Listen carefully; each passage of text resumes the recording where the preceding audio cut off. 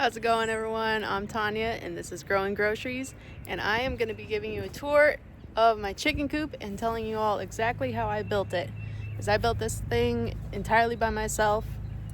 There were a few times I had my kids pass me some screws, and when I was doing the shingles on the roof, I had my husband throw me up shingles a couple times, but other than that, it was all 100% just me and my two hands.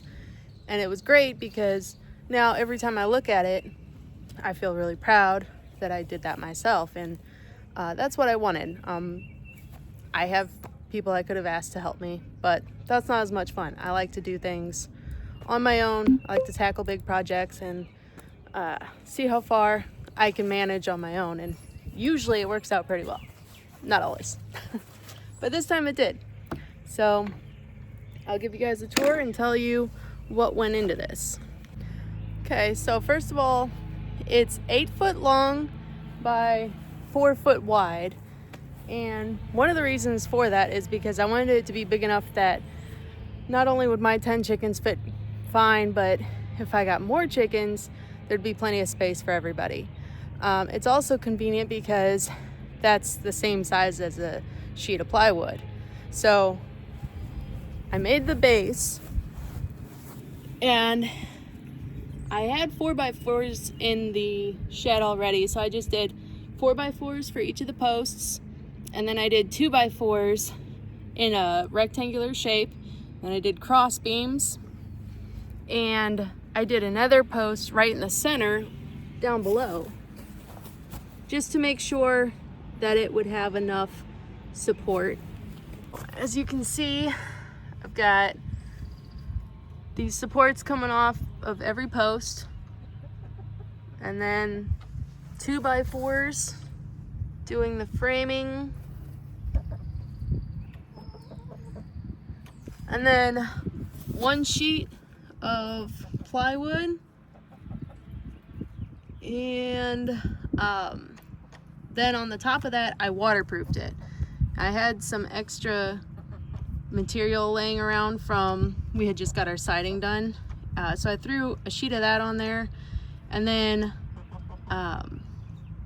first I waterproofed the wood itself with a deck waterproofing sealer, and then I threw that stuff on there.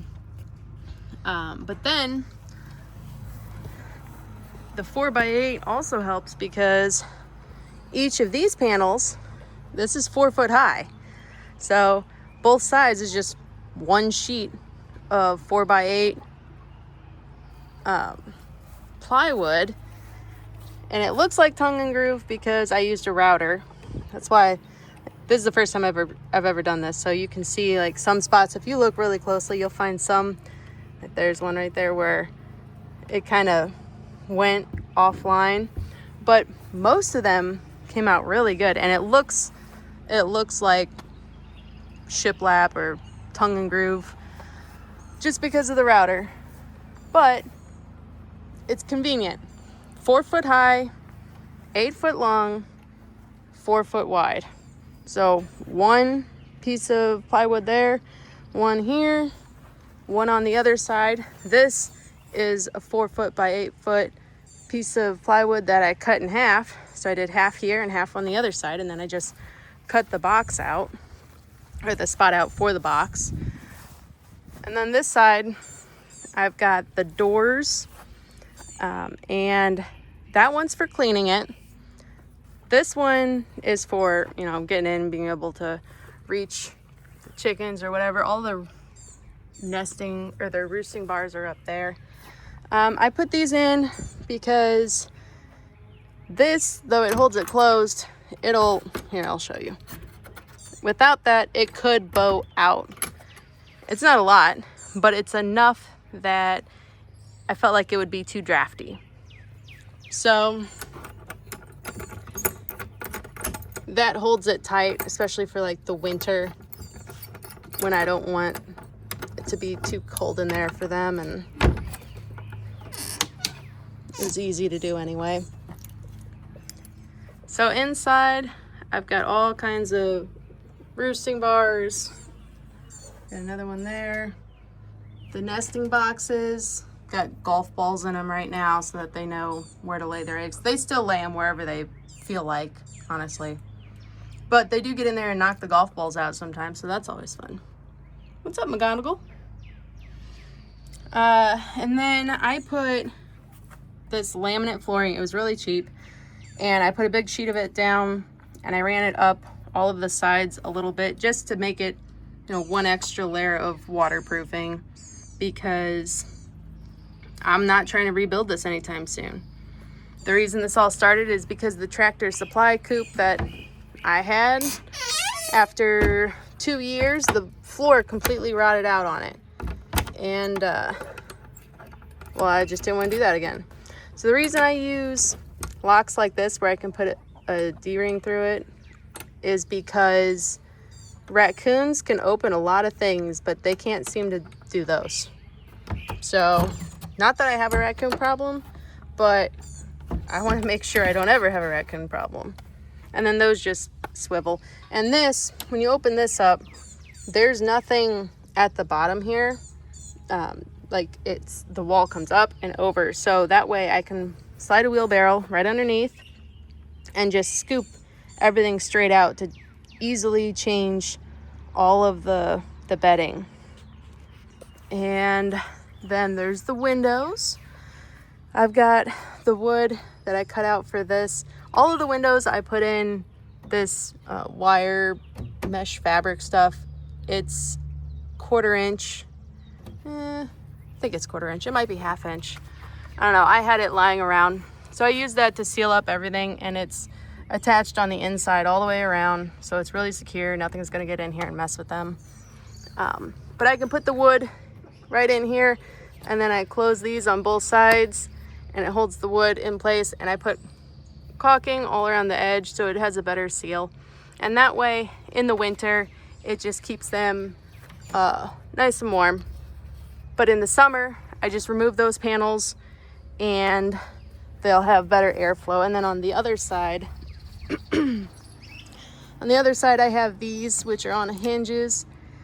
And the same thing, I just open them up for venting. So that way they get some ventilation through there, a cross breeze with the windows on the other side. But in the winter, just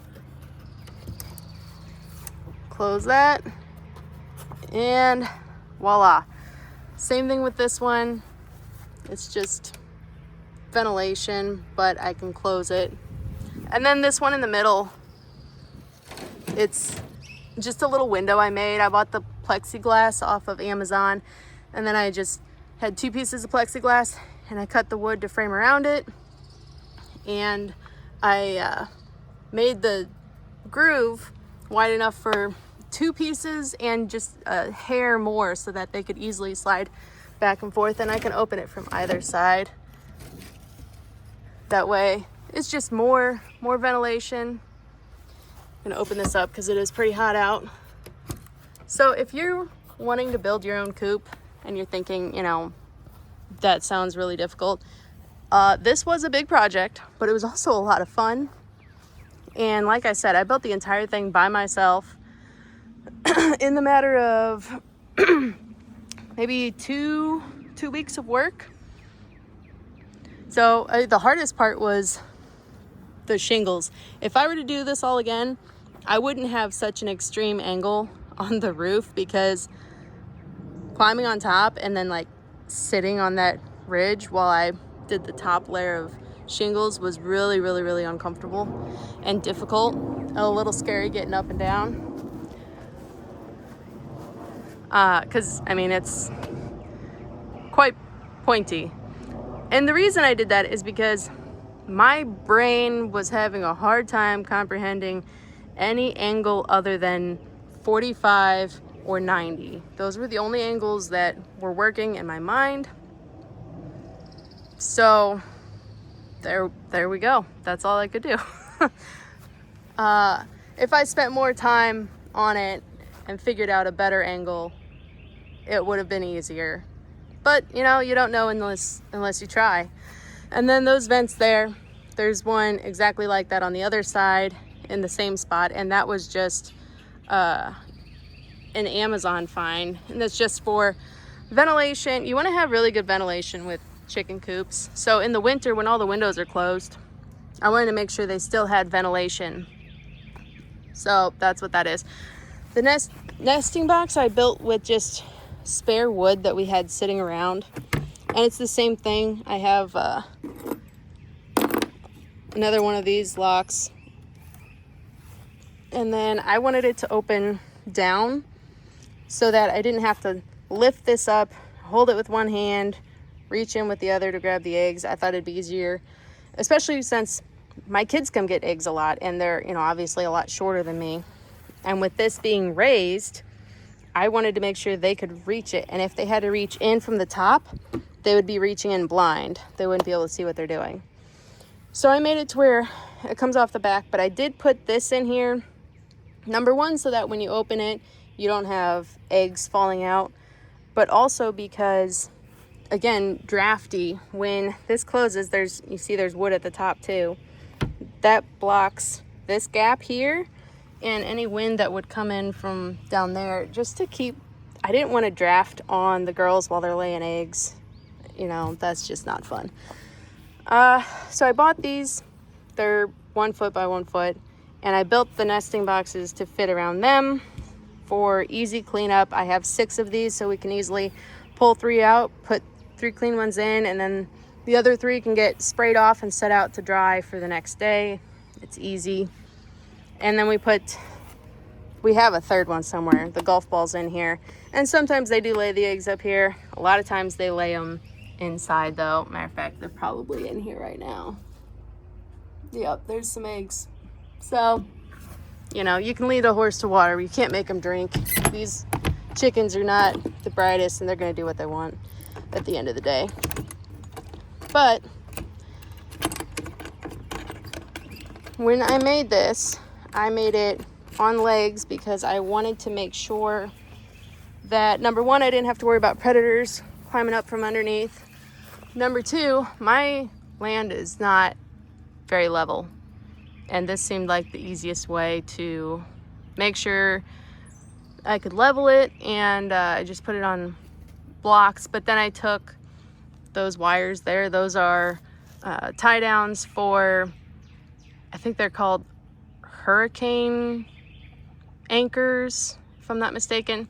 But we get high winds here. We get a lot of tornadoes. This is Missouri. So I wanted to make sure it was secure. So I did 2 of the hurricane anchors on both sides, and I feel pretty good about it. We've had some pretty huge storms since I made it, and it hasn't moved an inch.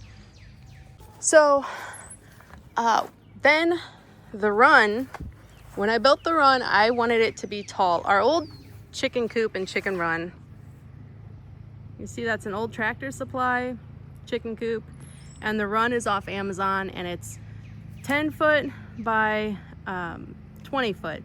So it's a nice size. It's 6 foot tall in the center, but as you can see, the chicken coop was right in the center, so I'd have to walk around it, and you have to crouch down real low on the sides. So it was very annoying. I wanted to make sure I didn't do that this time.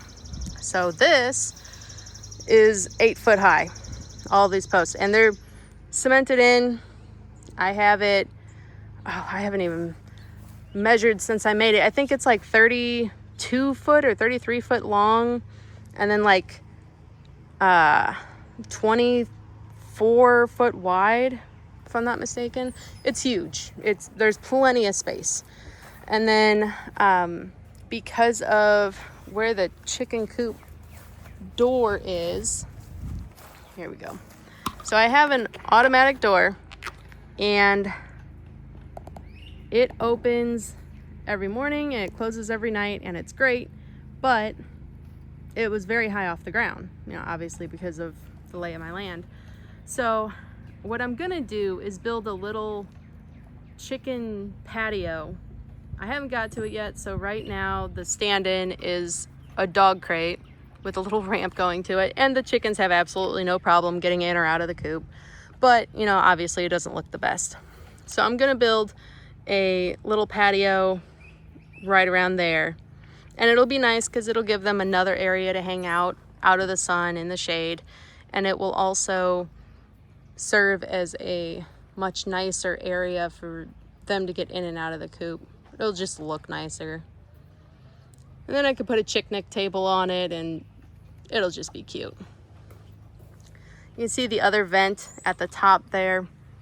So I did do 4 foot high on these, but then I had to cut another piece in that for that section up top, and then I just did trim to cover all the seams, and I think it ended up looking pretty awesome.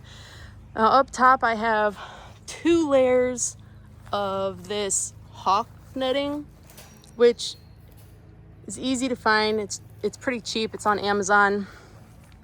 I did 2 layers because the one that was thicker and that I really wanted wasn't gonna be here in time. We were going on vacation, and I wanted to make sure the chickens were all gonna be safe while we were gone. We have a lot of hawks. So I ordered the one I really wanted, and then I also ordered a cheaper, thinner one that could be here fast. I put the cheaper, thinner one on. We went on vacation. When I got back, the other one was here, and I put that on over the top of the first one because, you know, now they're extra safe.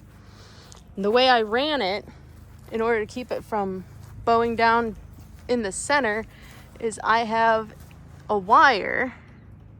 I attached it to the top of the chicken coop, and then I ran it all the way across the run, and I attached it to the center post on that side, and it just gives support in the middle of the net. Here, it gives support in the middle of the net so that it has something holding it up.